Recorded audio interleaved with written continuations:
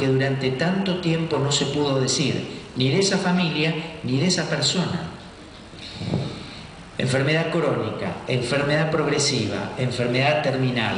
El 40% de los accidentes se produce bajo efectos de consumo, el 70% de los suicidios y homicidios se produce bajo efectos de consumo. Hay 24 muertos por día por accidente de tránsito, la mitad podrían perfectamente salvarse si no consumieran tóxicos. Entonces no es solamente haciendo un control de alcoholemia en una ruta, sople la pipeta y dígame cuánto es lo que tiene de alcohol en sangre o lo que fuera, porque la cocaína no se detecta en sangre, por lo menos no se detecta a través de la pipeta y el tipo está hasta las tripas. Por otro lado, para que insisto, para la próxima cualquier cosa con un pizarrón y tiza, para que una persona llega a la experimentación, al uso. Hasta ahí estamos hablando de los dos primeros pasos de la enfermedad, pero no está de la enfermedad declarada.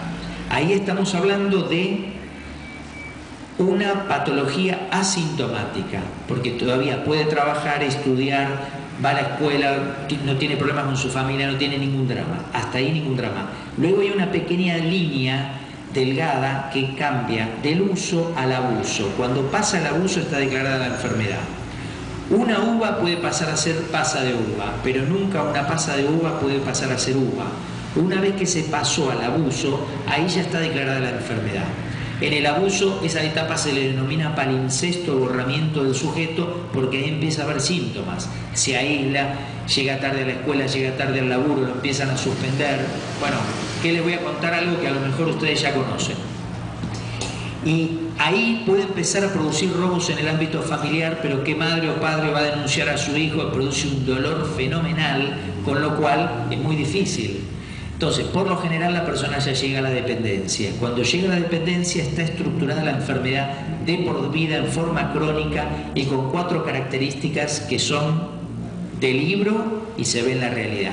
Síndrome de abstinencia, cuadro que presenta la persona cuando no tiene tóxico en el organismo. Palpitaciones, sudoración, temblequeo, sensación de vacío, irritabilidad, insomnio. Es un cuadro físico y psíquico, por eso debe ser tratado integralmente a la persona. No se lo puede tratar solo el psicólogo o solo el médico clínico, tiene que trabajar en forma interrelacionada.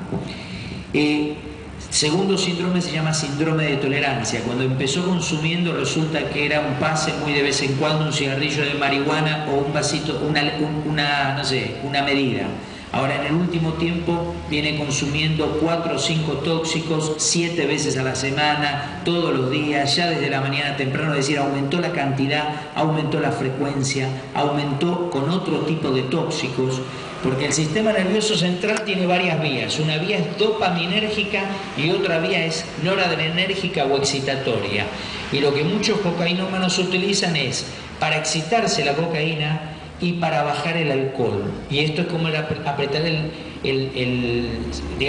acelerador y el freno. A lo sumo el auto se rompe, va camino a General Belgrano y Cadorna y aunque sea trucho consigue un repuesto. Pero no hay repuesto del sistema nervioso central. Con lo cual cada parte se deteriora.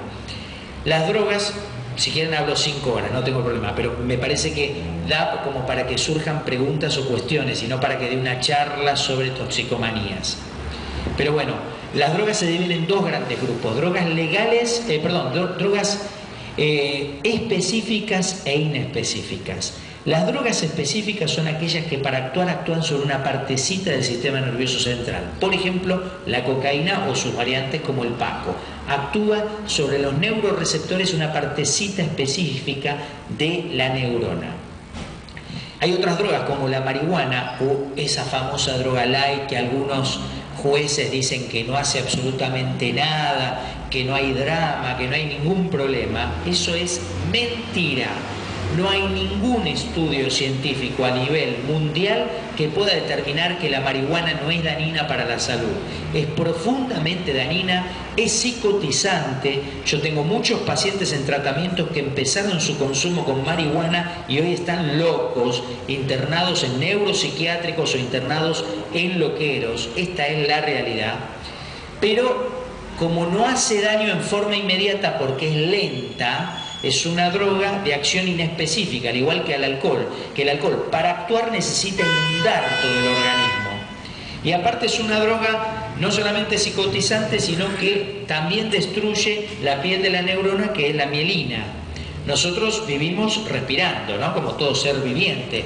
Si hay una planta, yo le pongo un nylon, se seca y se muere. Si un perro de la calle lo cuereamos, entra en contacto con virus o bacterias, se hincha como un sapo, se infecta y se muere.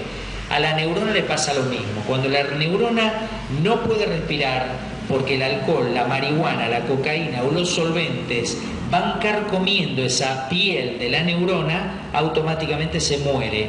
Y cuando se va muriendo en escala, se va produciendo lo que se denomina necrosis. La necrosis es la muerte de un tejido, en este caso tejido neuronal. Por eso se ve afectado el lóbulo frontal, porque la otra característica que tienen los adictos, que es la cuarta, es lo que se denomina la impulsión, la agresividad. ¿Por qué se vuelven locos? Primero, porque esta parte superior del cerebro, que se llama neocórtex o corteza cerebral, se le vuela.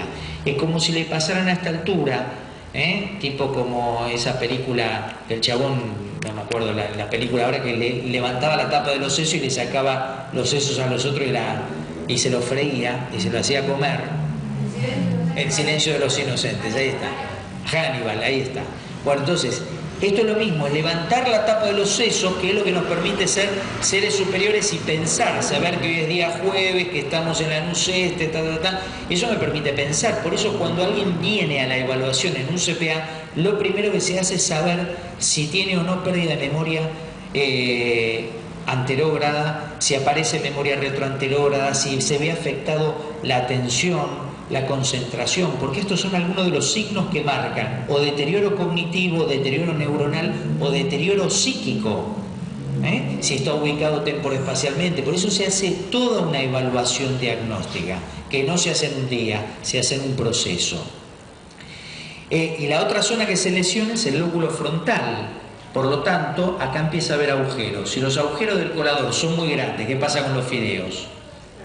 Acá lo que se va es las ganas de vivir, de levantarse temprano, de ir a trabajar, de estudiar, lo que fuera, porque además de que se van aislando del mundo, su cabeza ya no puede funcionar, solamente funciona con tóxicos. Entonces, ahora voy al tema de los tratamientos. Si no, podría hablar de los factores de riesgo y demás, pero no da para este momento. A ver, en el CPA de Lanús no tenemos lista de espera. De hecho, ya hay una mamá que ha llegado, que ha traído a su hijo, que está haciendo tratamiento. Por eso digo, cualquier miembro de la comunidad que produce detección precoz puede derivar a los lugares responsables de tratamiento. En el CPA, todos los jueves a la mañana y a la tarde hay lo que se denomina espacio de bienvenida. Si la persona está en riesgo, supongamos, hoy es jueves, no puede llegar, esto le pasa el viernes, hay una situación terrible, tiene que ir a la guardia del hospital si hay riesgo de vida. Esto en forma automática, porque en todas las guardias de los hospitales debe existir un médico psiquiatra de guardia. Esto es lo que debe existir. No sabemos si existe o no, pero lo concreto es que tiene que existir. Bueno, entonces, cuando la persona llega a tratamiento, lo que nosotros hacemos es una evaluación diagnóstica. En ese primer encuentro, en un segundo encuentro, si sabemos que va para internación, ya le damos para el día siguiente o a la semana siguiente, los primeros días de la semana, ya las entrevistas de admisión. No es de admisión como en un boliche, no es que decimos vos entrás o vos no entrás, sino que habitualmente se le llama entrevista de admisión, pero es lo que Freud denominaba entrevistas preliminares. ¿Quién demanda el tratamiento? ¿Hay demanda o no hay demanda de tratamiento? Empezar a instalar alguna pregunta respecto no de la droga, sino de la persona. Acá no nos interesa el tipo de droga que la persona consuma, sino qué le ocurre a ese sujeto, qué le pasa a esa persona. Lo que habitualmente hago yo no puedo decir qué hacen mis colegas porque qué sé yo, cada uno tiene su forma de trabajo. Cuando llega una persona después de haber pasado por ese dispositivo de bienvenida, se hace una entrevista individual, se hace una o varias entrevistas con la persona y la familia.